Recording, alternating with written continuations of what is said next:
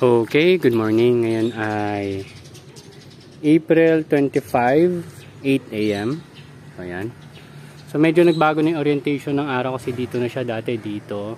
So, medyo naarawan na yun nandun sa atin.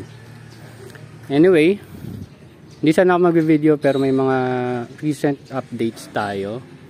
So far, ito, titingnan ko pa kung tama yung reading ng mga styro natin dyan. So, kada 1 by 1 ay meron tayong Nutrihydro, tapos Kiss, tapos ganun din, Nutrihydro, Kiss, Nutrihydro, Kiss. So, 90 heads yung lalagay natin dyan, puro Olmeti.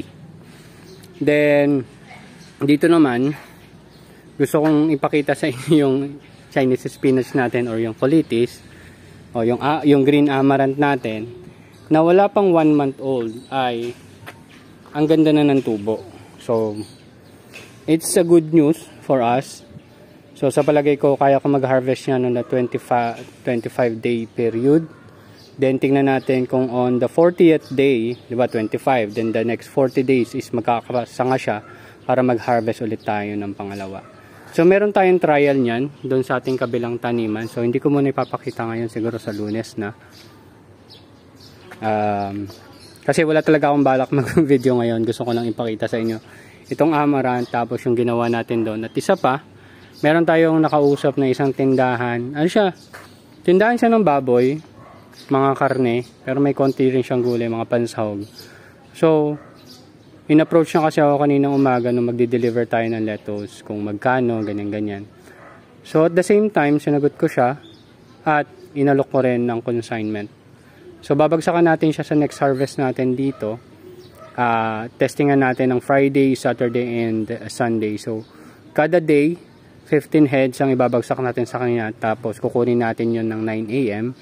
So, walang matitira sa kanya. Wala rin siyang ilalabas na pera. So, yung pwesto at yung mga customers lang din niya ang magiging possible or prospect customers natin. So, isa yon sa magandang update ko sa inyo. Which is, yun din talagang gusto kong mangyari moving forward. Tsaka dalawa kasi sila doon, isang nagugulay tsaka isang nagkakarne.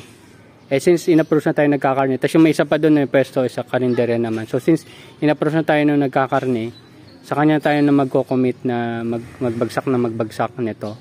So isang styro siguro kada araw. So 3 styro kaagad yun on the next 3 days from May 9, 10, and 11 para sa kanya. Then, beyond May 9, siguro mga May 7 or May 6, magdi-dispose na tayo ng lettuce para sa mga customers naman natin na gustong tikman yung lettuce natin. So, kung magiging maganda yung turnout nung nagiging partnership natin dun sa isang tindahan na yun, or magiging maganda yung response ng customers niya, kung pwede natin doblehin kada araw yung deliver sa kanya, why not? Titingnan natin. Pero yon sa part na yon, tulad ng sinabi ko, 35 isa, then 5 pesos sa kanya, then wala siyang ilalabas na kahit anong pera. Yun lang naman yung agreement doon. So more on pwesto yung binabayaran sa kanya, tsaka yung oras niya rin kasi siya yung magbebenta. So maliban dyan, ang ginagawa ko lang dito ay magdilig. Pakita ko pala. Ito yung mga Olmeti, Lalique, Scamander, and Loliobionda natin na Estrosa. Hindi ko sure kung ito Lalique din yata to eh. Hindi ko pa alam yung iba. Yung iba mostly is Olmeti. Tapos may spinach tayo, meron tayo mustasa yata to eh. Tsaka yun, mustasa yun nandun. Makita nyo na lang yan pag lumapit na ako dyan. Pero yan nga, isa sa nagiging problem pala dito. Sobrang lapad ng dahon ng spinach natin na tatakpan niya na yung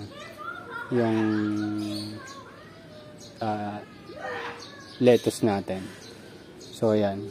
So tinitingnan ko rin kung ilan ba yung pwedeng ilagay. So, palagay ko 3 spinach or Chinese spinach per cell ay pwede na.